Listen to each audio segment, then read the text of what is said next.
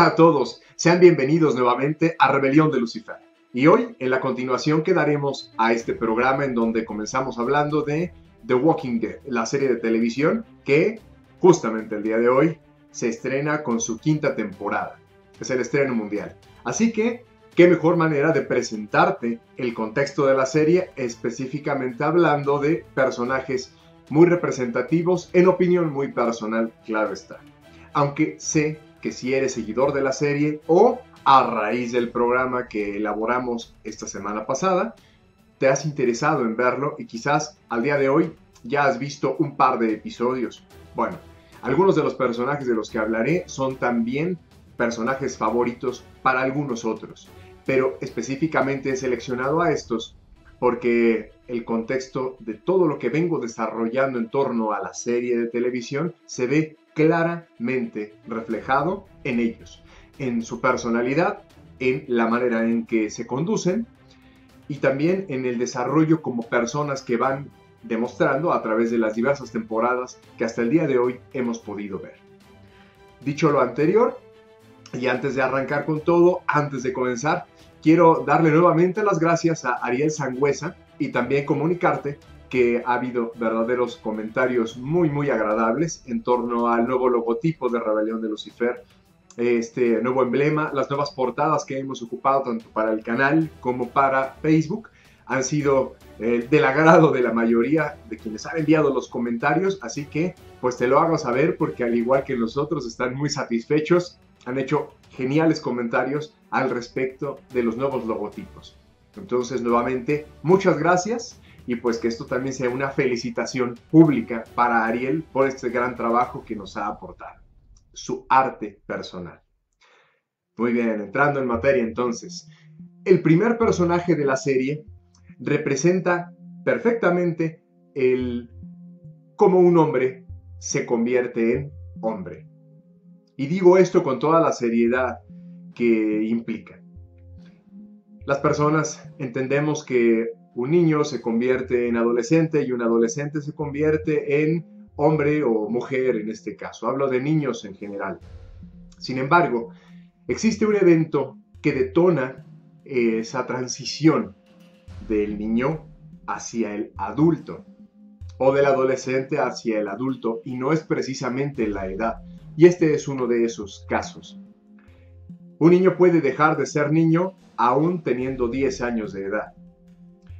Ese adjetivo de infancia o el adjetivo de infante, adolescente, preadolescente, adulto, solamente lo tomamos con base en la edad, pero realmente no es la edad, sino que se hace para adquirir ese siguiente estado. Tanto como en el colegio hemos desarrollado pruebas, hemos acreditado exámenes, diferentes evaluaciones para poder acceder al siguiente nivel, las personas llevamos a cabo pruebas y retos con los cuales accedemos al siguiente nivel. Y este siguiente nivel en la vida se trata de la madurez. Una madurez que se relaciona con las experiencias de vida, de las que ya hemos hablado en episodios anteriores. En esta ocasión, el personaje con quien comienzo a hablar se llama Carl, y Carl es el niño que aparece dentro de la serie. Él, a su vez, tiene un padre. Su padre se llama Rick. Y si ya eres fan de la serie o si la estás comenzando a ver, lo ubicarás perfectamente porque Rick es, hasta el momento, el líder del grupo en el cual se centra la serie. Rick, a la vez, es un alguacil o un sheriff del estado de Georgia. Bueno, Carl es el hijo de Rick. Es su, hasta el momento, hijo mayor. Y este hijo mayor, pues, tiene apenas poco más de 10 años de edad. La situación con Carl es genial porque, tanto como un niño promedio, pues vive de acuerdo a lo que sus padres le van guiando, vive su mundo en forma de niño. Es decir, de una manera muy estándar. Pero todo cambia cuando todo cambia. Una vez que todo el caos se desata, este caos del que ya habíamos empezado a hablar, el contagio, la enfermedad, los primeros brotes, la zombificación de personas enfermas, la zombificación de personas que han muerto, etc. comienza un caos en la calle, un caos militar, un caos que incluso toca también a las personas que corren despavoridas. Y ahí es en donde comienza la gran aventura de Carl. Naturalmente, a través de muchos episodios hemos visto su evolución y yo lo voy a sintetizar solamente en minutos. Carl tiene tanto a su padre, que es Rick, como a su madre, llamada Lori. Y la situación con ella es muy particular y merecería también un apartado que no es el día de hoy. Sin embargo, tiene a sus padres y por lo tanto él se rige por lo que sus padres le van diciendo o cómo lo guían. Sin embargo, cuando se detona el caos, Carl tiene que también entender que él se vale por sí mismo. Aunque estén sus padres, él debe desarrollar ahora nuevas habilidades. Y una de esas habilidades es la subsistencia. Todo lo necesario para sobrevivir. ¿De qué manera sobrevive Carl? De una forma genial, adaptándose. Se adapta a las condiciones, se adapta a la nueva moral, a las nuevas reglas cívicas. Tanto así que Carl poco a poco comienza a abandonar su naturaleza de niño en un proceso de semanas o de unos cuantos meses. Abandona su naturaleza infantil y empieza a adaptarse, en primer lugar, con el uso de armas, con armas blancas, con armas de fuego. Naturalmente todos aprenden a defenderse. Defenderse en principio de la amenaza más grande, que son aparentemente los zombies o estos muertos vivientes.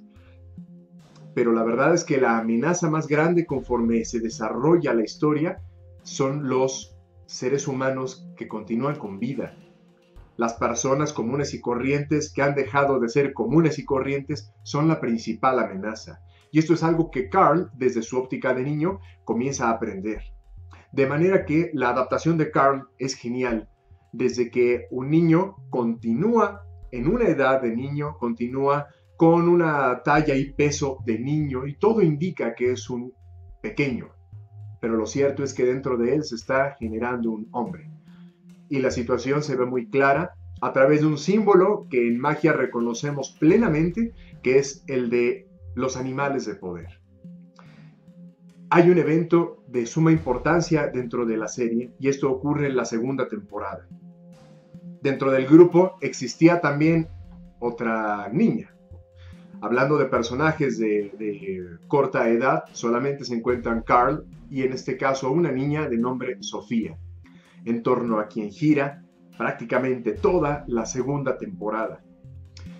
La historia con Sofía es que ella se extravía y todos emprenden una búsqueda para ir a encontrarla. Y es durante esa búsqueda que padre e hijo, es decir, Rick y Carl, atraviesan por en medio de un bosque y encuentran un ciervo, y esta escena del ciervo es lo más representativo al respecto de cómo un ritual de paso puede verse ejemplificado. El ciervo se detiene un momento, detiene su marcha de una forma inexplicable porque los animales generalmente son muy nerviosos. Detiene su marcha y Carl lo observa. Y en el momento en que hacen contacto los dos, uno a otro, se reconocen. El ciervo reconoce algo en Carl, al igual que Carl reconoce algo en él. Y es ahí donde comienza la magia absoluta. Porque a través de ese encuentro, de ese instante en el que sus ojos se reconocen, suena un disparo, el disparo atraviesa al ciervo y el disparo atraviesa a Carl. Alguien, de alguna manera, a una distancia, ha disparado al ciervo, pero la bala alcanza a atravesar también a Carl. Al menos es lo que nos deja ver en un comienzo. Lo cierto es que del todo no atraviesa a Carl, simplemente es impactado. Esto, desde iniciación, es algo genial. En las películas donde podemos ver estas temáticas de un animal que hiere a un ser humano que hiere a un animal, o bien cuando ambos se hieren o se quedan impregnados uno del otro a través de un hecho violento, marca perfectamente cuál es ese animal de poder. Marca mucho la influencia que va a tener en su vida, pero principalmente se toma también como un ritual de cambio.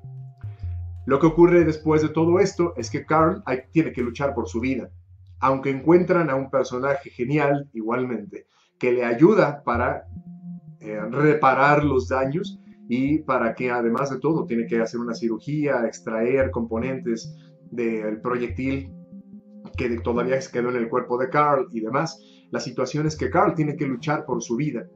Obviamente este hecho genera algo fabuloso en cuanto al desarrollo de otros personajes, donde discuten incluso cuál es la utilidad de, en este caso, salvar a Carl.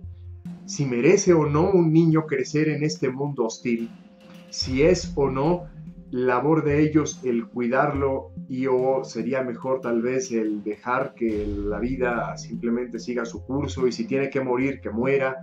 En fin, una discusión bastante interesante y sobre todo muy nutrida al respecto del sentido de vivir.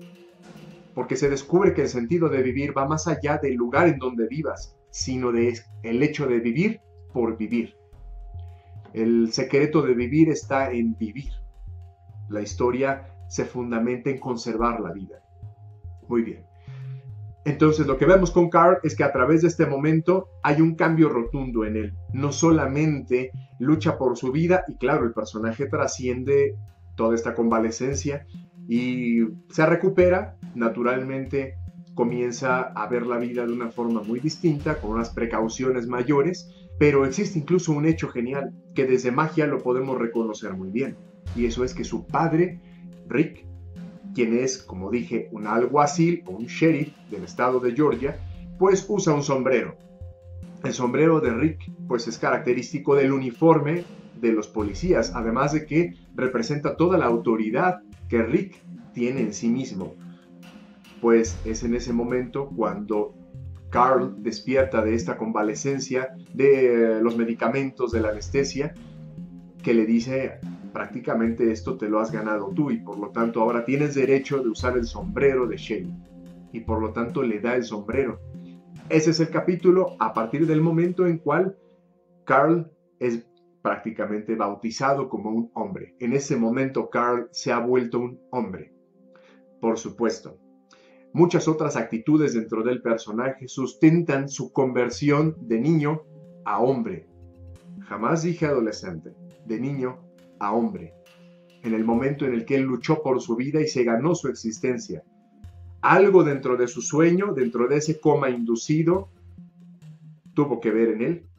Algo dentro de sí mismo ocurrió, libró una batalla de tipo completamente iniciático y se ganó su derecho a existir y a sobrevivir. Y además, el ritual a través del ciervo lo marca perfectamente y todavía como un símbolo más denso, un símbolo que claramente representa este bautismo, el sombrero de su padre. Y prueba de ello es que lo ocupa todo el tiempo. El sombrero para Carl es ahora parte de él. Esto me recuerda como a una corona. Es prácticamente haberle dado el distintivo de hombre. Se lo ha ganado, lo ha conseguido. Carl es un personaje sumamente intenso, porque para todas las personas sería como un niño sufre o ve, cómo padece un niño este nuevo mundo hostil. No, Carl no lo padece, Carl se adapta. Carl adquiere tales cualidades a sus 11 o 12 años de edad que es capaz de matar por sobrevivir, pero de matar a quienes agreden a su grupo, de conservar la vida atacando a quienes lo amenazan o amenazan a su grupo. Y tanto que de verdad el coraje de Carl, en este caso toda su iniciación, por así ponerlo, le hace distinguir perfectamente cuándo es necesario atacar y cuándo es mejor ser prudente, en qué momento merece por completo replegarse y cuándo en cambio debe ser él quien ataque primero. Es un personaje para mí verdaderamente intenso y sumamente complejo. Por el hecho de que vemos a un niño, yo en cambio veo en él un hombre. Todos se ven confundidos porque lo tratan como niño. No, hay algunos que reconocen que él es un hombre, tanto que él se ha hecho cargo. Ha demostrado más madurez que cualquiera otro de los personajes en la serie, además, claro, de estos otros que hoy voy a mencionar. Pero yo te sugiero que al menos por el estudio de Carl, por observar las actitudes de Carl, merece muchísimo que veas algunos capítulos. Te va a ayudar mucho. Y sobre todo, si tienes hijos, creo que esto te puede también ayudar a ver cómo ante un hijo la postura de líder o la postura de quien ejerce función paterna o materna, se nota claramente. Él sí sabe quién es el que manda. Él sí lo puede distinguir. Y también te hace ver en qué momento estás fallándole, en qué momento estás defraudándole por no cumplir tu función como madre o como padre. Y creo que dentro del análisis que hago, esto es más que suficiente como para que te adentres en el personaje de Carl y conozcas que puede hacer un hombre en cuerpo de niño. Muy bien. El siguiente, que es también para mí mágico, es una transformación sumamente grande. Tiene un nombre muy semejante y se llama Carol. Carol es una mujer, típica mujer sumisa, una mujer que ha sido golpeada por su marido y que a través del desarrollo de la primera temporada de la serie vemos cómo desaparece el marido también por un ataque y entonces Carol se queda por su cuenta, perteneciendo a un grupo, pero ahora ella es dueña de sí misma, cosa que jamás conoció. Carol no ha sido capaz de ser su propio guía o su propio líder, siempre ha estado subyugada a la voluntad de alguien más, que en este caso era su marido. Carol tuvo una hija, de la que hablé hace un momento, y ella es Sofía. En algún momento, dentro de la búsqueda que hacen todos los personajes, cuando Sofía se extravía, pues terminan por encontrar que Sofía también fue infectada y tristemente Sofía también se zombificó. También cayó como víctima de este agente biológico todavía desconocido. Esto naturalmente hace que la mujer termine completamente abatida, pero su función dentro del grupo es quien la mantiene a flote. En un origen las mujeres solamente se remitieron a cocinar, a lavar y a procurar por el bienestar del grupo. Pero después las mujeres comenzaron a entender que también debían defender al grupo y defenderse en principio a ellas mismas. Carol es el claro ejemplo de este tipo de transformación. Quiero que hagas a un lado toda preconcepción sobre feminismo o sobre machismo. Aquí esto no aplica, las reglas cambiaron por completo. De manera que Carol se toma como un ser humano que ha sido víctima o, en este caso, deja de ser víctima. En un mundo donde solamente hay dominación y sumisión, Carol era sumisa. Ahora aprende cómo ser dominante. ¿Dominante de quién? De sí misma, en principio. Y naturalmente quien se domina a sí mismo es capaz de dominar hacia el exterior, de dominar su exterior. Carol es el claro ejemplo desde la magia de este tipo de transformación. Por eso te lo digo, quiero que hagas a un lado todo concepto de feminismo o de machismo, porque inmediatamente podría la gente no enterada pensar que esta es la revancha de Carol para contra el género masculino. Cosa más equivocada no podrías pensar. Carol deja el papel de víctima y se convierte en dominante de sí misma, adquiere el control. Y tanto que vemos a una ama de casa que conserva toda su feminidad, que conserva todas las cualidades de madre, de mujer, conserva toda la sensualidad de una mujer, pero en un ambiente tan hostil que le ha llevado a aprender el arte de pelear con cuchillos y de trabajar con armas de fuego, e incluso, como vemos en su evolución más adelante, Carol es capaz de capacitar a los niños para que se defiendan a sí mismos y para que defiendan a un grupo. Carol comienza a enseñar todo lo que ella ha aprendido. Poco a poco fue aprendiendo medicina y aprendiendo combate. Es más, es muy posible que Carol también haya aprendido algo más de mecánica, de agricultura y de más habilidades que los otros personajes le han ido enseñando. Pero lo mágico en Carol es ver en un momento de su vida lleva a cabo también un ritual, y es que es justamente el ritual en donde ella tiene que dar fin al cuerpo de su marido. Cuando veas la serie o si ya la estás viendo, notarás que no porque una persona haya caído abatida, está muerta. No se le da fin al cuerpo por habérsele, en este caso, disparado en la cabeza, sino después de la sepultura o incluso después de haber terminado con eso que hay en su cabeza y que los hace moverse. Es un proceso ligeramente complejo de entender desde lo biológico, esto es más de tipo ritual. tanto como alguien no está muerto hasta que se le sepulta, pues en este caso Carol, hasta que dispone del cuerpo de su marido muerto, se vuelve dueña de sí misma. Es un ritual de paso que lleva a cabo. Naturalmente, a través de la serie, cada personaje ha tenido un bautismo de sangre sumamente marcado, donde incluso se puede identificar en qué lugar pasa, en qué momento de la serie esto ocurre. Pero son rituales de sangre que en sí mismos llevan a cabo, donde se abandona la naturaleza que se llevó para adquirir la naturaleza que más te conviene para sobrevivir. Pero sobrevivir de una manera en la que dejas de ser víctima. Una víctima es capaz de sobrevivir siendo víctima, y lo puede hacer toda la vida. Vivir durante años y generaciones siendo víctima, pero una persona puede sobrevivir siendo dueña de sí misma, dominándose a sí misma, y eso también es sobrevivir. ¿Cuál de las dos opciones elegirías tú? Pues Carol elige aquella en donde ella se vuelve dueña de sí misma. Ella es, en este caso, quien domina, quien se domina. Sobrepasa el asco, sobrepasa el miedo, el terror, los golpes que en alguna ocasión su marido le debe haber condicionado totalmente, y aprende a hacer muchas más cosas y ahora hasta enseñarlas. Carol es un claro ejemplo de este tipo de transformación. Es uno de los mejores personajes desde mi óptica muy personal. Siguiente.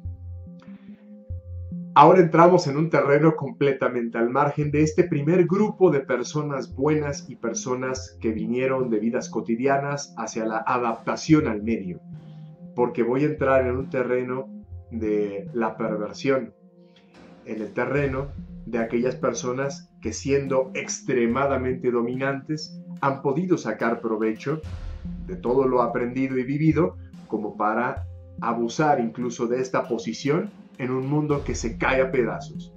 Y estoy hablando ahora del gobernador, a quien en la serie le conocemos como el gobernador únicamente y por su nombre como Philip, en el entendido de que su apellido es Philip Blake. Todavía no es muy claro si en verdad se llama Philip o más bien se llama Brian. Te repito, esto lo estoy haciendo solamente con base en la serie televisiva. Es ligeramente distinta la historia contada a través del cómic. Por eso es que me estoy centrando únicamente en estos episodios. Muy bien, gobernador. Un sujeto que es la representación en sí misma de qué es ser un macho alfa, qué es ser un hombre. Varias personas son capaces de liderar una situación. Hay personajes que desde sus más altas cualidades pueden liderar a un grupo o liderar una situación, entendiendo que liderar una situación es de tipo muy personal. Tú te lideras a ti mismo en una actividad, en una actitud, pero también puedes liderar a otros. ¿Cómo lideras a otros? Siempre que seas tú el dueño de esas capacidades. Es decir, que te hayas vuelto tú el mejor representante de esas habilidades. Un líder pone a disposición del grupo sus mejores habilidades. Así que aquel que tenga las mejores habilidades para X asunto o Y asunto será potencialmente el líder en ello. Te vuelves la autoridad de esas actividades. Bueno, gobernador en realidad es el líder de muchas actividades. Es un sujeto que no solamente por su tamaño debe medir más de 1,90, un sujeto que impone por el simple hecho de su estatura, número 1, por la seguridad con la que se conduce, por su elocuencia al hablar, por la manera en que fija la mirada y que a través de su sonrisa encantadora puede generar el efecto que desea en todas las personas. Es decir, es una persona que sabe negociar de una manera genial, puesto que jamás alguien le podría decir que no, pero a la vez sabe imponerse de tal manera que las personas temen decirle no. De forma que se sale con la suya siempre, tanto por temor como por agrado. Gobernador es el personaje que realmente ningún villano al día de hoy había podido cubrir. Es un personaje tan compuesto que suma cualidades de líder, pero también suma con unas cualidades de guerrero sumamente grandes. Es un sujeto con habilidades de combate enormes, con una capacidad de uso de armas de fuego, de armas blancas enorme, pero incluso eso es lo de menos. Él no necesita armas para combatir, él puede combatir verbalmente y simplemente por su propia personalidad impone lo suficiente como para salirse con la suya. Él es una clase de líder único, no se había visto a alguien de esa manera. Tú puedes conocer a alguien así, muy posiblemente. Dentro de la serie, Gobernador es un ejemplo de un líder llevado al extremo que dentro de su perversión mental, que se descubre tiempo después, da también un terror enorme, un terror grandísimo a su propio pueblo y a otros personajes. Lo claro de Gobernador, naturalmente, lo que debemos rescatar de este sujeto es la firmeza con la que se conduce. Es quizá, para muchos, un ejemplo a seguir o aquella persona que desearías tú ser para estar siempre en control de la situación. Yo te recomiendo que observes detenidamente cómo se conduce Gobernador, de qué manera Philip Blake habla con las personas, con las mujeres, con los hombres, cómo puede convencer de esa forma, sin tenerles que golpear siquiera, sin usar la violencia, pero cuando requiere usar la violencia también sabe hacerlo y muy bien. Es un personaje que puede volverse un gran ejemplo para ti que estás tal vez en búsqueda de alguien que te represente seguridad. O tal vez, si en algún momento de tu vida desearas tener una presencia o guiarte a ti mismo con todo el coraje y toda la valentía, tal vez puedes pensar en él como un ejemplo. Gobernador es de verdad un villano como nunca se había visto en una serie de televisión o en una película. Es un personaje que se va desarrollando poco a poco. Tiene una naturaleza también protectora. Tiene una naturaleza humana, pero ya muy escondida. Y tiene características de un político exacerbadas, de un guerrero totalmente exacerbadas. Y a la vez es una persona encantadora. Sin tomar muchos más atributos, entendiendo además cuáles son los atributos de mago, pienso yo que Gobernador puede caber dentro de esta misma denominación. Conste que estoy hablando en términos de magia, de manera que si con base en estos conocimientos analizas al personaje, te puede aportar muchísimo. E igualmente para tu vida diaria podrías copiarle bastantes cosas que estoy seguro que te pueden funcionar mucho. Sobre todo si careces de alguna de estas aptitudes. Gobernador o Philip Blake, Brian Blake, es un gran ejemplo de todo esto. Y para contrastarlo, voy a hablar ahora de el padre de Carl. Estamos hablando ahora de Rick Grimes. Rick, al contrario de como es Gobernador, es un líder no autoritario. Es un líder que nació desde la autoridad misma que le da el ser policía, pero de una naturaleza muy personal de tipo conciliador. Lo cierto es que el mundo se ha dado cuenta de que conciliar no ofrece los mejores resultados en la lucha por sobrevivir. Conciliar servía mucho cuando había reglas. Ser conciliador, ser negociador, ser una persona de diálogo en vez de una persona de golpes, servía mucho para las reglas de un mundo que está por derrumbarse en su totalidad. Aquella persona que preponderaba el diálogo por sobre la violencia, creo que en este momento ya está perdida. Esto nos lo ha dejado muy claro otro personaje del que no es mi intención hablar el día de hoy, pero este personaje dentro de la serie se llamaba Dale. Dale, además de tener edad más avanzada, pues era una persona aferrada a su educación, aferrada a la moral del siglo XX, aferrada, es decir, siempre se rehusó a adaptarse y a cambiar, y por ello murió. La situación que nos lleva, en este caso, a analizar a Rick es que él ha tenido que adaptarse. Por supuesto, esa adaptación le ha causado un sufrimiento muy grande, porque ha abandonado mucho de su esencia. Dentro de su esencia de buena persona, de un buen tipo, de un buen hombre, ha tenido que convertirse en un líder duro, autoritario y en una persona fría. Todos potencialmente podemos convertirnos en nuestro némesis. Todos somos capaces de tornar nuestra naturaleza en lo opuesto. Todos. Sin embargo, en él es muy claro. En él notamos claramente el por qué se ha debido adaptar, cómo ha sido este proceso de adaptación. Ha sido muy difícil, naturalmente, ha tenido que pasar por experiencias sumamente tristes, muy dolorosas, pero todo esto le ha conducido mucho mejor a ser un gran líder, a ser el líder que se espera de él. Hay que tomar mucho en cuenta que para todas las personas, o que mejor dicho, en el caso de todas las personas, tenemos expectativas tanto personales como las que otros tienen de nosotros.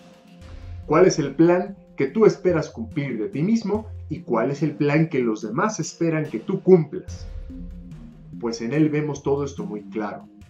Todos quienes están a su cargo, todos los que están bajo su protección, esperan de él que sea una persona abragada, que sea un tipo frío cuando debe ser frío, que sea además un líder que toma la decisión, no que la consulta, sino que realmente les ahorra el trabajo de decidir.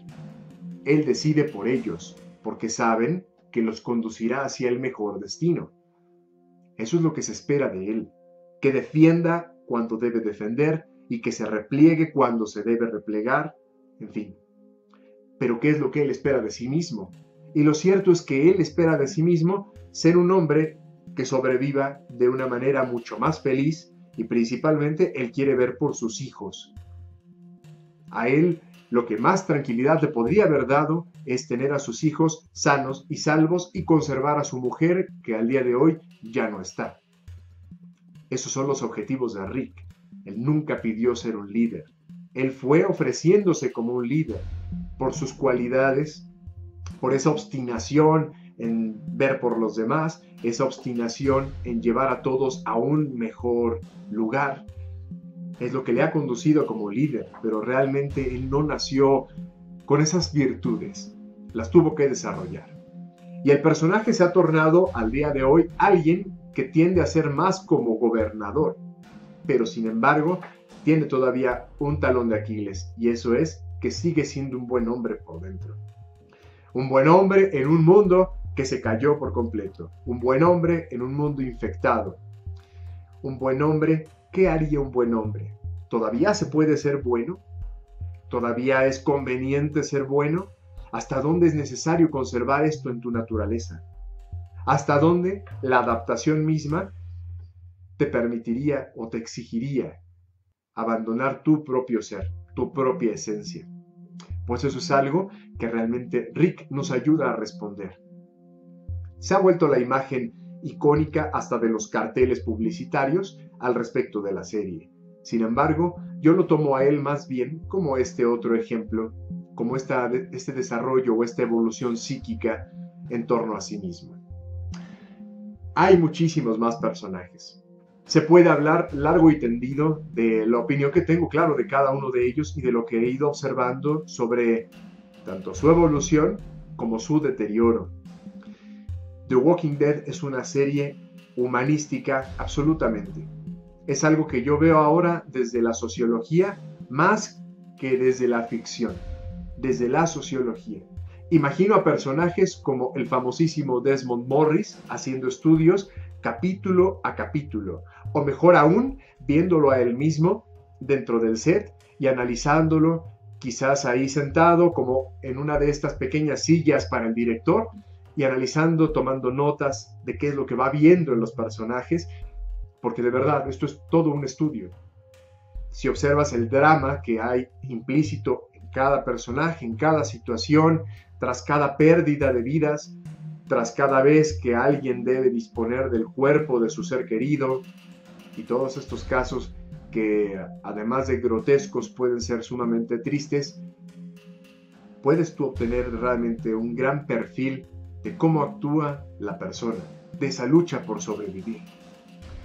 Dijimos la ocasión pasada, esto se trata de sobrevivir, de mantener la vida pese a las condiciones más horribles en las que puedan estar inmersos los personajes. Conservar lo que se tiene y multiplicar lo que se tiene, que en este caso para el grupo principal es la prisión, o había sido esta prisión en la que pudieron amurallarse, conservar lo que se tenía. Lo cierto aquí, y con esto quiero despedirme, es que mucho podemos reflexionar con el propio título de la serie, The Walking Dead. ¿Quiénes son los muertos que caminan? ¿Se trata de la muerte que camina? ¿Habla esto al respecto de los zombies? Aquellas personas que fueron mordidas o que fueron infectadas y se han transformado. ¿Esta es la muerte que camina? ¿Los famosos mordedores o caminantes son en verdad el tema central de la serie? ¿O quizás cabe la posibilidad de que todo aquel que esté infectado, y hasta el momento si está infectado está condenado a morir, pero sigue respirando y sigue luchando por sobrevivir? ¿Será acaso que estos son, mejor dicho, los muertos vivientes? ¿Los muertos caminantes? ¿Serán los vivos quienes ya están muertos y siguen caminando? Mucho esperamos de esta quinta temporada que hoy comienza y que tanto tú como yo podremos ver en un estreno mundial. Las expectativas son altas, naturalmente habrá mucha gente en contra, habrá muchos que estamos esperándola con ansias. Yo más bien te invito a que la analices, a esta serie y seguramente muchas otras que también están por ahí, pero analízalas desde estos otros elementos, con estas otras herramientas. Analiza cada cosa que veas desde la iniciación y vas a tener muchos mayores elementos para aplicarlos dentro de ti mismo o de ti misma. Muy bien, espero que este programa te haya agradado y si acaso sientes, te gustaría que habláramos de algún otro personaje o que habláramos inclusive de algún tema complementario a este o muchos otros, pues háznoslo saber. Ya sabes, los medios para comunicarte pueden ser a través de este mismo video, a través de los comentarios, puede ser por mensaje privado aquí mismo en YouTube, o podría ser a través de nuestro Facebook, que es www.facebook/Rebelión Lucifer. En él podrás enviar los mensajes y todos son respondidos. De esta forma, concluyo el programa despidiéndome de todos ustedes y deseándoles que tengan un éxito enorme. Y recuerda ver hoy el estreno de la quinta temporada de The Walking Dead. ¡Hasta luego!